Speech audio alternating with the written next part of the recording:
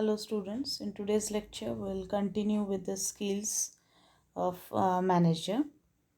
So in skills of tomorrow's manager we expect five types of skills, that is the team player, technology master, for an ambassador, change maker and 21st century leader. So one by one let us see what kind of skills are expected for tomorrow's manager. The first one is team player.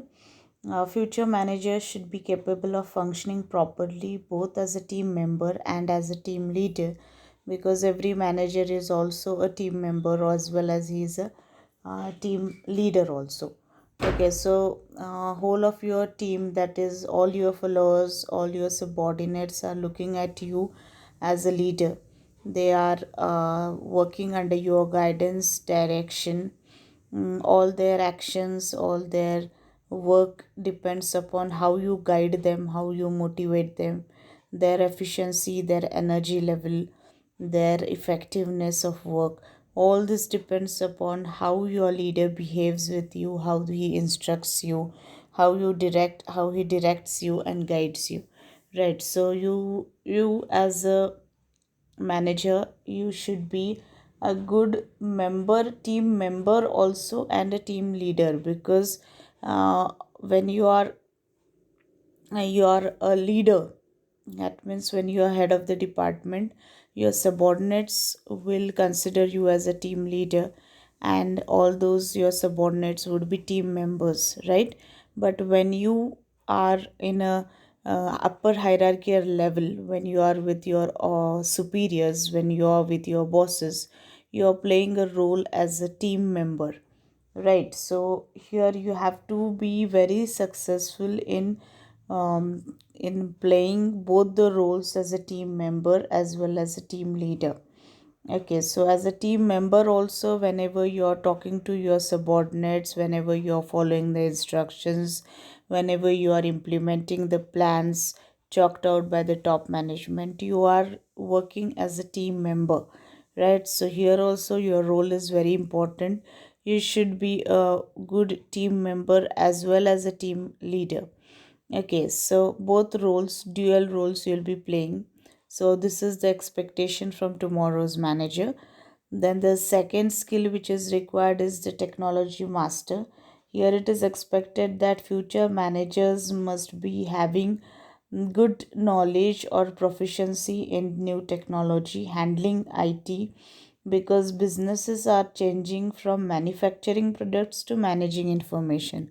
So now everything is fully automated. Every day new technology is coming into the market, and you have to learn that. You can't run away from it if you want to be in this field for a longer period of time, for sustainable competitive advantage and for long standing of business. What is required is you must get acquainted with the new technology, you must keep on learning new things.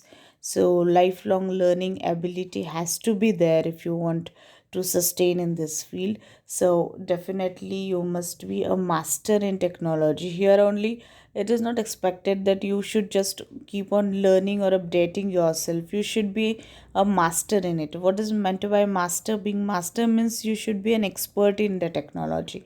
Unless and until you are expert, your team members or your subordinates or your followers won't learn the things properly.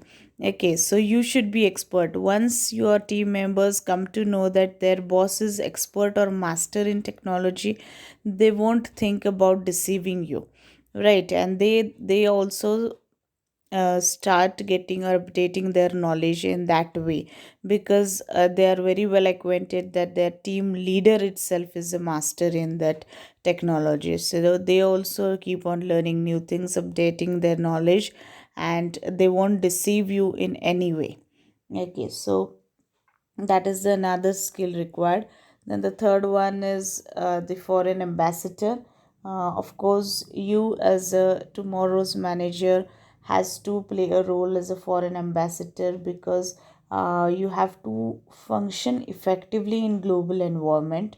Therefore these managers should be able to adapt their skills and strategies to suit the culture of particular country, Tomorrow, if you have been assigned a task in different another country, then you must be able to represent your own country, your own company. You should have that ability to adapt with the culture and the management practices of another company, another country, another people, citizens of another country, culture. You must get match with them. Okay, so this ability has to be there. You should work as a foreign ambassador and try to suit with the culture of that particular country. Okay, then next is the change maker. As I said, that change is inevitable in our life. Everything undergoes a change, and change is always resisted by people. People oppose the change. Maybe it is a small change or a big one, but the first reaction of every individual regarding the change is no, we don't want change. Right? We're happy with whatever is going on. So this kind of negative attitude people do have because it's quite natural. It's a human tendency that people resist change. So a future manager has to keep into mind that he should be capable of adapting the change himself and appropriately, and make the necessary changes required in the organization itself. This is the one part. Second part is that he himself, when he gets adapted with the change, it is his duty as a team leader or as a manager to convince his subordinates that how this change is going to change their life, how it is going to get benefited for the organization as a whole and also for an individual. Okay, so why this change is being introduced, what are the objectives behind it, and what are the output or outcomes of this changes. This is what a manager is expected to do. So he himself should be a change maker. He must have that guts or ability to bring the change in the organization. He must himself adapt with that change, and it is his duty to convince his subordinates that how this change was inevitable and how it was so very essential to bring in the organization. For example, if you are adopting new technology of production, then this decision is a major decision where your manager has to take this decision by adopting, purchasing new technology, installing it in the organization, arranging a training program to handle that technology, get himself trained about it, train his subordinates for adopting this technology or using this technology in manufacturing process. These are the things. And definitely your subordinates are going to oppose you that why this new technology, we were successfully running or we were successfully undertaking a manufacturing process by making use of old technology, then why you are going for new technology? So your manager or as a leader, you must be able to convince your subordinates why this change was necessary, why advanced technology was necessary part to be introduced in the organization for the benefit of the organization and to capture the future market. Because unless and until you give something new to customers, people won't get attracted towards your product and your sales would not increase. So people want new things, new technology, new products, new services, isn't it? People are fond of new things, and therefore this change was necessary in the organization. This is the way how you're going to convince your subordinates about the necessity of change. Okay, so that kind of a role as a change maker you have to play. Then the next one is the 21st century leader.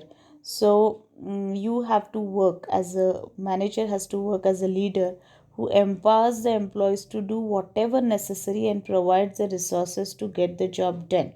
Okay, so you as a leader should empower your employees to do whatever is necessary to achieve your organizational objectives, and whatever your employees are required with, what kind of resources they may be, physical, financial, whatever things are required by your employees, they should be made provided by the manager. It is his duty to bring together all the resources and provide them in sufficient quantity. And another point which we saw in earlier lecture was to give autonomy to your employees to do their work. So autonomy here is a liberty, isn't it? So once you are giving that autonomy to any of the employee to do his task and complete the task and achieve the organizational objectives, then definitely it is again your duty to see to it that all sorts of resources are supplied to that subordinate to do that task very successfully. Okay, so that role also you have to play as a part of tomorrow's manager. Okay, so these 5 points are considered here. Then in case of skills of international managers, as you know that now the world market, international market, is now called as a global village. All the markets have come together now. There is no any, even though there is a physical distance, but now the world has come closer. So you have to work in this international market, right? So what sorts of skills are expected in this, for international manager, is that first is multidimensional perspective. Here, you as a manager must be multifunctional, multitasking ability, multi environment experience, multi country experience. That means you must know how to deal with various types of people from various countries. They are the citizens of various countries. These people come from various different culture, different background. So you must have that multidimensional perspective. You must have that habit of getting acquainted with the cultures of other people and interact with them successfully, undertake your business successfully, complete your projects at international level. So if unless and until you have this ability of multi environmental experience, you can't be successful in international market. Then next is line management proficiency. Here, you should have a successful record in overseas project or assignments. That means you should be successful in completing the international projects, and for that what is required is the earlier skill, multi environment experience. You should be comfortable in any country, in any environment, having all sorts of, you should be comfortable in eating all sorts of food, wearing all sorts of clothing. So you should suit to the climate of other countries, nature, language. You should be multidimensional personality. Okay, then only you can be successful in carrying out overseas projects. Then you must have good decision making. Of course, you have to be good in decision making, because manager is also called as decision maker. You should be successful in making strategic decisions, because your strategic decisions are going to affect your organization for a longer period of time. So it is going to have a impact on a long term impact on the organization. So you should be good in decision making. Next is resourcefulness. Here it means that um, you as a manager should be skilled in getting known and accepted by host countries, government, business. That means you should have the knowledge about how to gain the resources in another country, because laws, government laws, rules, regulations changes from country to country. They are very different in, they vary from country to country. In different country, in every country the laws are different. So you must know how to gather, assemble your resources in that particular country. You have to study the government rules and regulations in that particular country, and see to it that you do your business lawfully, following all the rules and regulations which are applicable in that particular country.